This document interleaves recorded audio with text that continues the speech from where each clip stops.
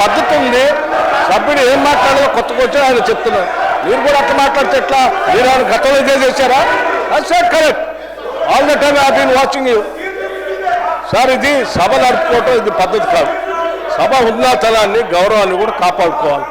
Mic దొరికింది కదా ఆవేశపై మాట్లాడి రన్నింగ్ కామెంటరీ చేసుకుంటూ కూర్చుంటే that is not correct. Let us debate it seriously. చెప్పని సమస్యలు చెప్పనండి. సభ్యులు ఆయన సమస్య ఏం చెప్తారో చెప్పండి. మంత్రులు రాసుకుంటారు, నోట్ చేసుకుంటారు, చేస్తారు. ఎగతాళి మాట్లాడుకోవడానికి కాదు వచ్చింది. కూర్చోండి. పల్లా రాజేశ్వరరెడ్డి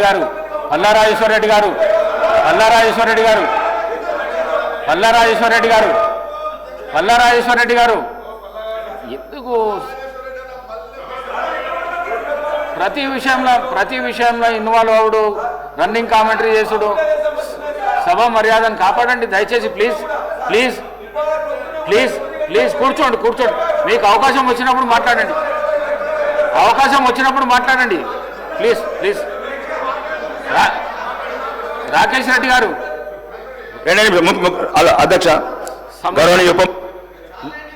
రాకేష్ రెడ్డి గారు, మీ నియోజకవర్గంలో ఉన్న సమస్య మాత్రం చెప్పండి దయచేసి. నేను ఒకటే అధ్యక్ష, నేను ఇప్పుడు ఎక్కడ ఏమనలేదు. టీటీడీకి ధన్యవాదాలు తెలిపాను అధ్యక్ష. ఒకటి అంటే ముందు అప్పుడు ఇంతకుముందు శ్రీధర్ బాబు గారు ఏమన్నారు అధ్యక్ష, ఒక సమస్య మీ నియోజకవర్గం చెప్పండి, ఒక సమస్య రాష్ట్రానికి సంబంధించి చెప్పినమన్నారు అధ్యక్ష. ఇప్పుడు ఒకటి నేనేమన్నాను అధ్యక్ష, రాష్ట్రానికి సంబంధించి ఇప్పుడు మాట్లాడాను. అది రాష్ట్రానికి అంతటికి పనికొస్తుంది అధ్యక్ష. రోజు ఎవరు ఇప్పుడు నేను ఆయన ఇండస్ట్రియలిస్టు. ఒక నిమిషం అన్న, ఇండస్ట్రియల్ ఏమంటున్నారు అధ్యక్ష? ఒక మాట, రాష్ట్రం గురించి మాట్లాడుతున్నారు అధ్యక్ష, నేను పార్టీ గురించి మాట్లాడతలేను. నేను ఏమంటున్నా అంటే రోజు అప్పులు అని ప్రతి మంత్రి అంటుంటే అన్నది అంటున్నా. రెండోది మూడోది నా ప్రోటోకాల్ విషయం అధ్యక్ష. ఓకే, ప్రోటోకాల్ గౌరవనీయ మంత్రి గారు స్పందించారు అధ్యక్ష. కలెక్టర్ గారు కూడా చెప్పారు. ఈ సమస్య మంత్రి గారు చెప్పినా, కలెక్టర్ చెప్పినా, అధికారులు లేకున్నా, అధికారులు అక్కడ ఉంటలేరు సమావేశాలు అయినా కానీ గ్రామ పంచాయతీలకు కొబ్బరికాయలు కొట్టడం లేకపోతే సమీక్ష. నేను ఏమంటున్నా అధ్యక్ష, నాకు ఎటువంటి అభ్యంతరం లేదు అధ్యక్ష. మేమేమంటున్నామంటే మాకు కూడా రక్తం మరుగుతుందనే చెప్తున్నాం. ముఖ్యమంత్రి గారి భాష మాకు కూడా రక్తం మరుగుతుంది అధ్యక్ష. మేము కూడా ప్రజలు గెలిచి వచ్చినాం అధ్యక్ష. నేనేమంటున్నా, అట్లాంటి ఏమైనా ప్రత్యేకమైన చట్టాన్ని తీసుకొచ్చి ఓడిపోయిన మన దగ్గర ఎట్లా సీట్లు ఉన్నాయి అధ్యక్ష, కూర్చున్నట్టు. మూడోది అధ్యక్ష, నన్ను మీరు మీరు ఇప్పటి 10 సార్లు చెప్పిన అధ్యక్ష, మీరు దీని మీద యాక్షన్ తీసుకోండి. నా నియోజకవర్గం చెప్తున్నా అధ్యక్ష.